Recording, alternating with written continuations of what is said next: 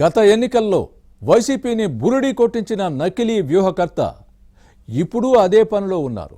Strategy తెలియకపోయినా suit బూటుతో buildup ఇస్తున్నారు. గత ఎన్నికలకు ముందు టీడీపీకి చేరువైన సోకాల్డ్ స్ట్రాటజిస్ట్ చేతివాటాన్ని తెలుసుకొని పార్టీ నాయకత్వం సాగనంపితే ఆ తర్వాత వైసీపీకి చేరువయ్యారు. ఫ్యాన్ పార్టీకి 150 సీట్లు వస్తాయని సర్వేల పేరుతో నమ్మించి నట్టేట ముంచినా జగన్ మళ్లీ అతన్నే నమ్ముతున్నారని ఫ్యాన్ పార్టీ నేతలు కుతకుతలాడిపోతున్నారు. ఇంతకీ ఎవరా సోకాల్డ్ స్ట్రాటజిస్ట్? ఏంటైన వ్యవహారాలు? తప్పుడు సలహాలతో పార్టీని భ్రష్టు పట్టిస్తున్నా జగన్కు తత్వం బోధపడడం లేదా? Let's watch the story.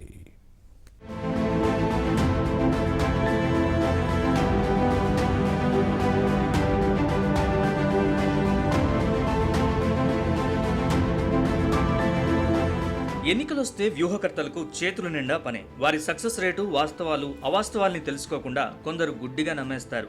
ఈ క్రమంలోనే కొందరు నకిలీ స్ట్రాటజిస్టులు పుట్టుకొస్తున్నారు. గత ఎన్నికల ముందు ఏపీలో ఇలాంటి పరిస్థితి ఎదురైంది. తన మాయమాటలు, బురిడీ స్వభావంతో ఓ సోకాల్డ్ స్ట్రాటజిస్ట్ టీడీపీని బోల్తా కొట్టించేందుకు ప్రయత్నించారు. అతని నైజం తెలుసుకున్న పార్టీ నాయకత్వం బయటకు పంపిన తర్వాత వైసీపీకి చేరువై 160 సీట్లు వస్తాయని నమ్మించి నిండా ముంచారు. కానీ మంచోడు అనుకుంటే మంచమంతా చెరిచినట్టు అప్పుడు ఇప్పుడు సోకాల్డ్ స్ట్రాటజిస్ట్ ఫ్యాన్ పార్టీని భ్రష్టు పట్టిస్తున్న పెద్దలు మాత్రం అతన్నే నమ్ముతున్నారు. తనకు తోచిన తప్పుడు సలహాలతో పార్టీని పాతాళంలోకి నెట్టేస్తున్న అధినాయకత్వం మాత్రం ఈ వాస్తవాన్ని గ్రహించడం లేదని వైసీపీ నేతల్లో ఆవేదన వ్యక్తమవుతోంది. అతన్నే నమ్ముతూ పార్టీని ప్రజలకు మరింత దూరమయ్యేలా చేస్తున్నారన్న ఆందోళనలో ఫ్యాన్ పార్టీ లీడర్లున్నారు. అధినేతకు ఈ తత్వం బోధపడేది ఎప్పుడా అని ప్రశ్నిస్తున్నారు.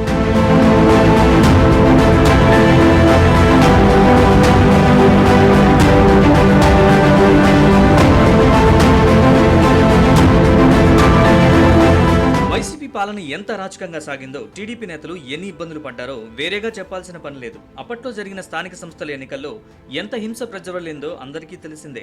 కూల్చివేతలు, కాల్చివేతలు కామన్. దాడులు, దాష్టికాలు, దౌర్జన్యాలు, అన్యాయాలు, అక్రమాలే ధ్యేయంగా వైసీపీ పాలన సాగింది. పేట్రేగిపోయిన వైసీపీ అల్లరి ముక్కలు సైకిల్ పార్టీ క్యాడర్ను ఉరికించి తరిమికొట్టేవి. దీంతో బతుకు జీవుడా అంటూ ఇతర ప్రాంతాలకు వెళ్లి తలదాల్చుకున్న టీడీపీ నేతలు లేకపోలేదు. చివరకు తెలుగుదేశం నేతల్లో ఒంగోలు మహానాడు నైతిక స్థైర్యాన్ని నింపింది. ఆ సమయంలోనే ఎన్నికల స్ట్రాటజిస్ట్ అని ముంబై ఐఐటీలో చదువుకున్నానని చెప్పి ఓ వ్యక్తి టీడీపీకి చేరువయ్యారు. పార్టీ వ్యవహారాలు చూస్తానని సూటు బూటు వేసుకుని సోకులు చేయడంతో అధినాయకత్వం నమ్మింది. ఓ యువనేత అతని పార్టీలోకి తీసుకొచ్చారు. అనతి కాలంలోనే తన తీయని మాటలతో అధినేత చంద్రబాబు, జాతీయ ప్రధాన కార్యదర్శి లోకేష్ కు దగ్గరయ్యారు. పార్టీ అనుబంధ విభాగాల బాధ్యతల్ని ఆ సూటుబూటు వ్యక్తికి అప్పగించారు. మంగళగిరి నియోజకవర్గంలో ఉన్న మరికొన్ని సేవా కార్యక్రమాల్ని కట్టబెట్టారు. ఓ దశలో ఆ వ్యక్తి పేరు పార్టీలో మారుమోగింది.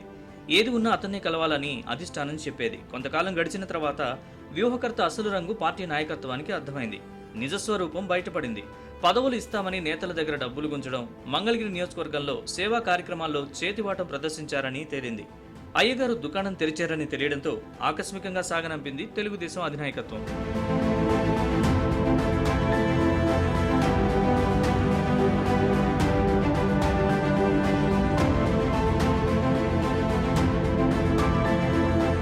దీంతో వ్యూహకర్త పేరుతో మాటలు అమ్ముకుని బతికే వ్యక్తి తన దుకాణాన్ని హైదరాబాద్కి మార్చారు. అక్కడ వైసీపీకి అనుకూలంగా ఉండే ఛానల్స్లో పార్టీకి బాకా ఊదారు. జగన్పై ప్రజల్లో ఉన్న వ్యతిరేకతను అర్థం చేసుకోకుండా మళ్లీ అధికారమని, వైసీపీకి 150 సీట్లు వస్తాయని ప్రచారం చేశారు. ఓ దశలో 160 సీట్లు దాటొచ్చని, ఇది శాస్త్రీయ సర్వే అని ఛానల్స్ లో కూర్చుని చెప్పారు.